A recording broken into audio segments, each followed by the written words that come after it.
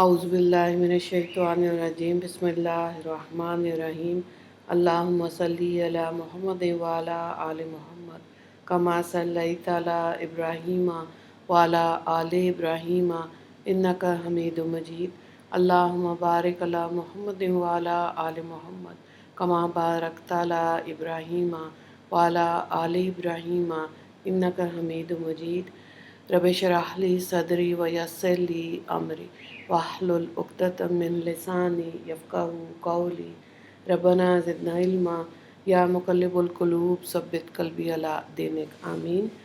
نصیحت نمبر 11، توبہ کرتے رہا کرو۔ حضرت اگر بن یسار المازنی رضی اللہ تعالیٰ عنہ سے مروی ہے کہ آپ صلی اللہ علیہ وآلہ وسلم نے ارشاد فرمایا، یا ایھا الناس توبوا الی اللہ واستغفروہ فانی اتوب فی الیوم المئۃ مرہ، رواہ المسلم۔ اے لوگو، توبہ اور استغفار کرتے رہا کرو، بے شک میں ایک دن میں 100 مرتبہ توبہ کرتا ہوں۔ حضرت ابو ہریرہ رضی اللہ تعالیٰ عنہ فرماتے ہیں کہ میں نے حضرت صلی اللہ علیہ وآلہ وسلم کو یہ فرماتے سنا، واللہ انی لا استغفر اللہ و اتوب علیہ فی الیوم اکثر من 70 مرہ، رواہ البخاری۔ اللہ کی قسم، بے شک میں ایک دن میں 70 مرتبہ سے زیادہ اللہ تعالیٰ سے توبہ اور استغفار کرتا ہوں۔ حضرت ابو حمزہ انس بن مالک الانصاری رضی اللہ تعالیٰ عنہ، جو کہ آپ صلی اللہ علیہ وآلہ وسلم کے خادم تھے، ان سے مروی ہے کہ آپ صلی اللہ علیہ وآلہ وسلم نے ارشاد فرمایا، اللہ تعالیٰ اپنے بندے کی توبہ سے اس شخص کی بنسبت زیادہ خوش ہوتے ہیں جس کا تم میں سے اونٹ گم ہو جائے اور پھر بے آب و گیا چٹیل میدان میں مل جائے، رواہ البخاری و مسلم۔ مسلم شریف کی ایک روایت میں ہے کہ اللہ تعالیٰ اپنے بندے کی توبہ سے اس شخص کی بنسبت زیادہ خوش ہوتے ہیں جو تم میں سے سواری پہ بے آب و گیا چٹیل میدان میں تھا، پھر اس کی سواری گم ہو گئی اور اس پر اس کے کھانے پینے کا سامان لدا ہوا تھا، حتیٰ کہ یہ شخص اپنی سواری سے مایوس ہو کر درخت کے سائے میں اس سے ٹیک لگا کر بیٹھ گیا۔ پس اچانک اس کی سواری اس کے پاس کھڑی تھی، اس نے اس کو لگام سے پکڑا، پھر خوشی کی شدت کی وجہ سے کیا کہا، اے اللہ، تو میرا بندہ اور میں تیرا خدا ہوں۔ بلا شبہ اس نے خوشی کی شدت کی وجہ سے غلطی کی۔ مسلم کی روایت ہے۔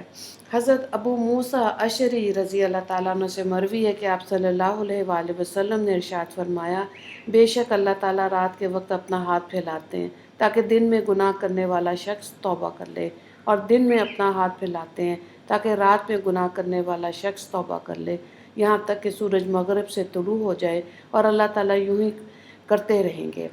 حضرت ابو سعید بن مالک بن سنان خدری رضی اللہ تعالیٰ عنہ سے مروی ہے کہ نبی کریم صلی اللہ علیہ وآلہ وسلم نے فرمایا، تم سے پہلے گزرنے والی اقوام کے کسی شخص نے 99 آدمی قتل کیے، اور لوگوں سے پوچھا، اس زمانے میں روئے ہستی پہ کون بہت بڑا عالم فاضل ہے؟ لوگوں نے ایک راہب کے متعلق بتایا، وہ اس کے پاس گیا اور پوچھا کہ میں 99 آدمی قتل کر چکا ہوں، کیا میرے لیے توبہ کی گنجائش ہے؟ راہب نے کہا نہیں۔ اس نے راہب کو بھی قتل کر دیا اور مقتولین کی تعداد پوری 100 ہو گئی۔ پھر پوچھا، روئے زمین میں اب کون عالم ہے؟ تو اسے ایک عالم کا پتہ بتایا گیا۔ وہ ان کے پاس گیا اور کہا، میں 100 افراد قتل کر چکا ہوں، کیا میری توبہ کی کوئی صورت ہے؟ عالم نے کہا، کیوں نہیں، تمہارے اور تمہاری توبہ کے درمیان کوئی رکاوٹ نہیں، تم فلاں جگہ چلے جاؤ، وہاں اللہ کے کچھ بندے ہیں جو اللہ تعالیٰ کی عبادت میں مصروف رہتے ہیں، تم بھی ان کے ساتھ اللہ کی عبادت میں مصروف ہو جاؤ اور اپنے وطن لوٹنے کا خیال دل سے نکال دو کہ وہ سرزمین بدی کا گہوارہ ہے۔ وہ شخص بتائے ہوئے پتہ پر روانہ ہو گیا اور راہ ہی میں تھا کہ موت آ گئی۔ اب رحمت اور عذاب کے فرشتوں میں باہم نزاع ہوا کہ اس کی روح قبض کرے۔ ملائکہ رحمت کا کہنا تھا کہ یہ دل سے توبہ کر کے اور خدا سے لو لگا کر آیا تھا، مگر فرشتگان عذاب کہہ رہے تھے، اس نے تو زندگی بھر نام کی بھی کوئی نیکی نہیں کی۔ اس تنازع کا فیصلہ کرنے کے لیے ایک فرشتہ خوبصورت آدمی کی شکل میں ان کے پاس آیا، جس کا انہوں نے ثالث مان لیا۔ تو اس نے کہا، زمین کی پیمائش کرو، یہ جس زمین کے قریب ہوا انہی میں سے شمار کر لو۔ زمین کی پیمائش کی گئی تو نیک لوگوں سے اس کا فاصلہ قریب نکلا، لہٰذا فرشتگان رحمت اس کی روح لے گئے۔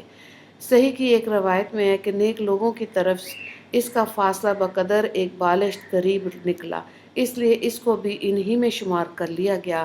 صحیح کی ایک روایت میں یہ اضافہ بھی ہے کہ اول اللہ تعالیٰ نے بروں کی زمین سے کہا اپنا فاصلہ بڑھا لے، اور اچھوں کی زمین کو حکم ہوا کہ فاصلہ کم کر لے۔